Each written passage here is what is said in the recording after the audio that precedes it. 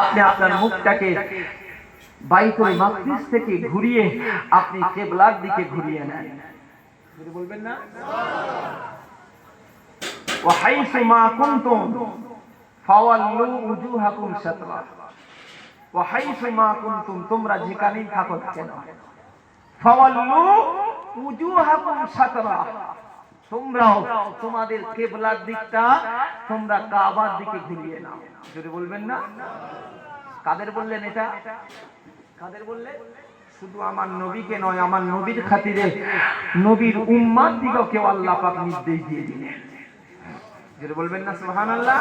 শুধু নবীর জন্য অফার নয়, নবীর জন্য নয়, হাবিব আপনার উম্মতের জন্যও আমি আল্লাহ পাক ওয়া হাইসু মা কুনতুম, তোমরা যেখানেই থাকো না কেন, ফাওয়াল্লু উজুহাকুম শাতরা, তোমরাও তোমাদের কিবলাটাকে বাইতুল মাকদিস থেকে ঘুরিয়ে কাবার দিকে করে নাও।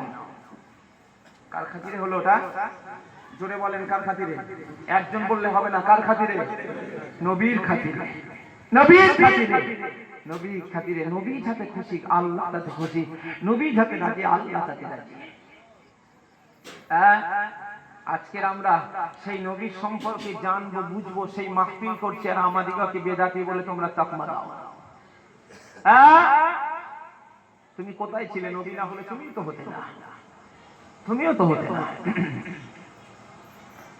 আল্লাহ পাক আমাদের নবীকে এতটা সম্মান দিলেন, এতটা তাজিমা দিলেন, আল্লাহ নবীকে আল্লাহ পাক এতটা ভালোবাসলেন। আল্লাহ নবী হযরত বিলালকে নবী আবার জানেন, ও বিলাল তুমি কাবার সামনে দাঁড়িয়ে আজান দাও। নবী বেলালকে বলছেন, বেলাল কাবার সামনে দাঁড়িয়ে একটু আজান দাও। আচ্ছা, কাবার সামনে আমরা কোন দিক থেকে আজান দিই? কিবলার দিকে, কাবার দিকে ফিরে আজান দিই তো। এখন বেলালকে নবী বলছেন, বেলাল তুমি এবারে কাবার সামনে উঠে একটু আজান দাও তো গো। কিবলা তখন পরিবর্তন হয়ে গেছে। বেলাল তুমি একটু আজান দাও। হযরত বেলাল নবীর কথা কি ফেলতে পারে? আই ফেলবে?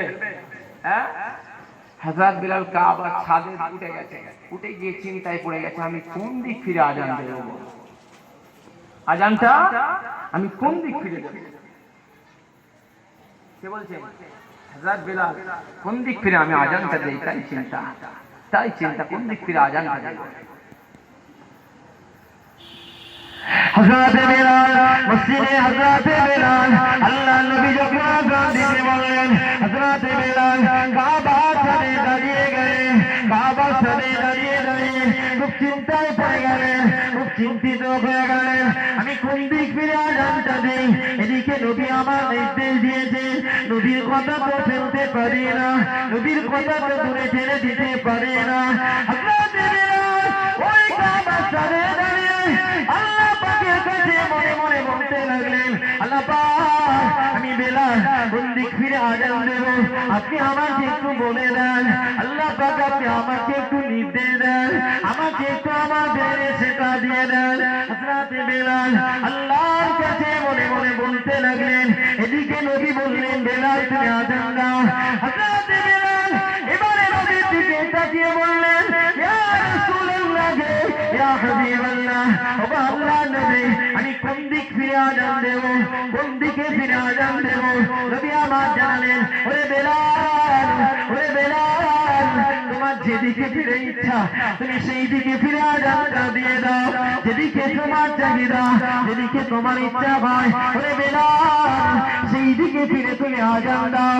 হযরত বেলাল চিন্তিত হয়ে গেলেন, আল্লাহ নবী তো যেদিকে ফিরে ইচ্ছা সেদিকে আযান দিতে বললেন, আমি কি দিক ফিরে আযান, কোন দিক ফিরে আযান দেব, আমি কিভাবে আযানটা দেব? মনে মনে চিন্তা করতে লাগলেন। এমন সময় হযরত বেলালের ব্রেনে চলে এলো, হযরত বেলালের মস্তিষ্কে চলে এলো, কি চলে এসেছে? হযরত বেলাল ভাবতে লাগলেন, আমার নবীকে আল্লাহ পাক